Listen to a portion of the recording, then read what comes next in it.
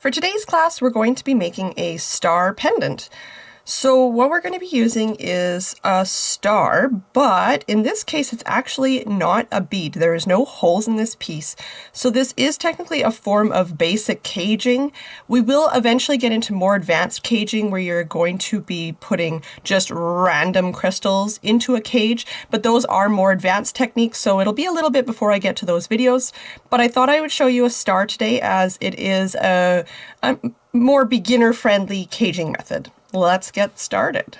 So the first thing we're going to need still is our basic tools. Nothing different in this project. We need our 0.6mm 22 gauge wire and our 3 basic tools. Okay, so we're going to start this one the same as we've started the last couple of beginner projects. We're going to make that basic double loop bail on the top, starting about 1 inch out from the end.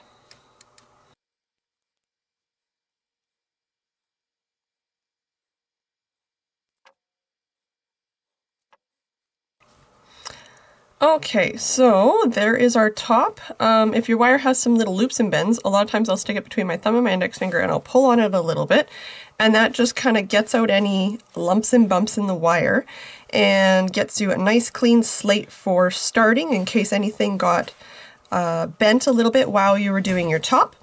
Okay, so we don't need any tools for this part, so we can just put those aside. And we're going to do this part all with our hands. So we're going to be working in between the corners of the stars. So obviously there's 5 corners here. That's where we're going to be laying that wire into. So pick a random one. I mean, if you have a certain way that you like up, now would be the time to determine that. I mean, my stars are all pretty consistent in their shape and color, so I don't see a certain way that I would be like, wow, that one's up. But if yours does, be aware of that, because where you put your bail is obviously the top of it. So I'm just going to pick this one at random, and that is going to be my top. When I start my star, I'm going to bend my wire slightly. So it's straight currently. I'm going to put it in here. But if I put it in here, obviously, it's going to come out this bottom point. We want to start by going on an angle from this corner to this corner or this corner. My brain just always goes to the right. So you're going to want to bend that slightly from the end of where your neck of your pendant, your wraps, end. I put just a tiny little bend in it so it's going off to one side.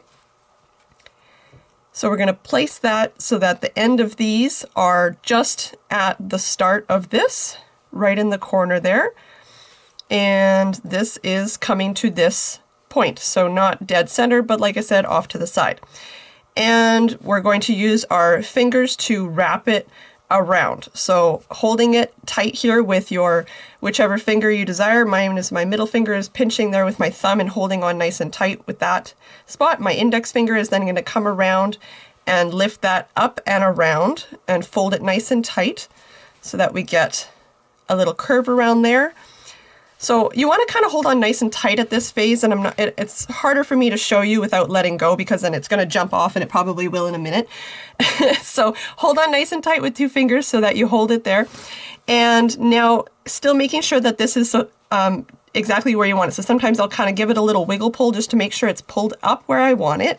Sometimes in this phase, before you kind of get things locked in, it wants to move.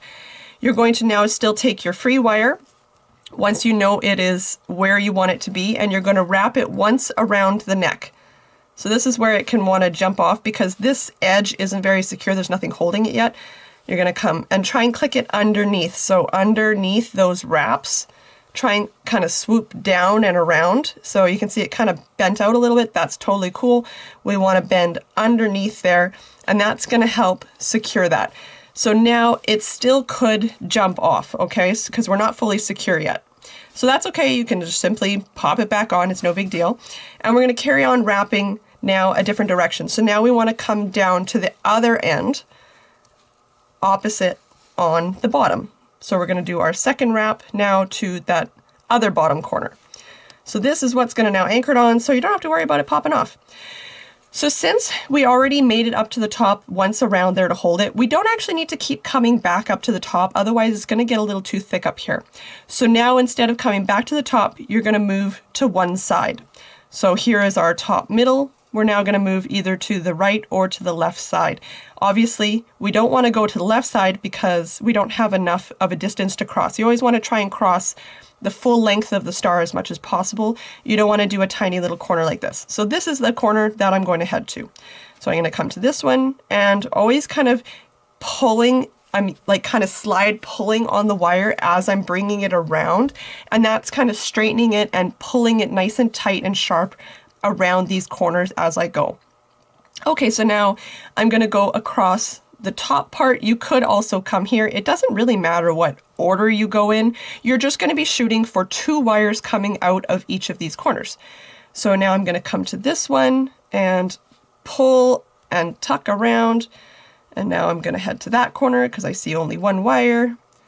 As you're doing this as well, I tend to try and keep it laying the same direction. So you can see my wires are not crossing. So I would say either cross all of them as an X as you go, depending on how you wrap, or don't cross them all. It just keeps it more consistent in your look. If some are crossed and some are not, then you're going to get a difference of how they look when they meet in the corner. I typically just leave mine open. So we have there. Now we're going to go across again, pulling as we go. Okay, so where have we not gone? We're going to come up here. So sometimes you're going to wind up where eventually you kind of have to cross your wires. And so if I cross it, you can see how if I let the cross happen on the top, you're going to see how different that one looks compared to some of these other ones. So I typically will try and get it to force it to cross more on the back here so that it maintains my look. And now you can see I still have the split here. Just something to be aware of. It's a total personal preference. My top is crossed because of how I anchored it. Like I said, if you like that look, you could then be aware of where those wires are crossing every single time you wrap and get this look instead of this look on all 5 corners. So come to this one, and I think that might be all of them. So I'm going to hang tight here and check. So we got 2 wires in every corner. Yeah, we reached all 5 points. So now we're going to come up to the top. So I'm coming from this bottom one. I'm getting my wires to cross kind of on the back. And I'm making sure, once again, that's nice and snug. So I'm kind of pulling and sliding as I go. And now I'm just going to finish wrapping around up on the neck as I have those other projects. So that first one is important to get nice and snug because that's what kind of finalizes it. And then you're just going to do those turns. So as with the other videos, I prefer to just turn my pendant as opposed to trying to take my wire around. That is my own personal preference. Everyone is a little different. You might twist your wire around instead of your pendant.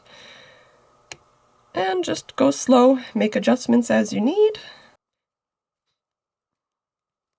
And once you reach the top, grab those snips and clip it nice and close and tuck that wire in. And now we just got to straighten everything out. So sometimes your neck kind of gets twisted or lopsided. You can go in there and kind of give it a little wiggle, straighten it out, get your round nose, and straighten out those loops again as well. Open them up.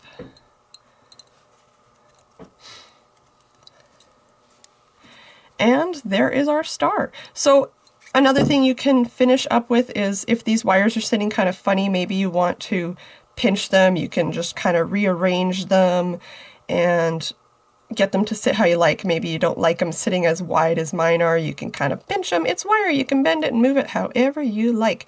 There's always the ability to kind of fiddle with it afterwards if you like it more pointy to be like a full star. It doesn't matter. It's totally up to you. There we go.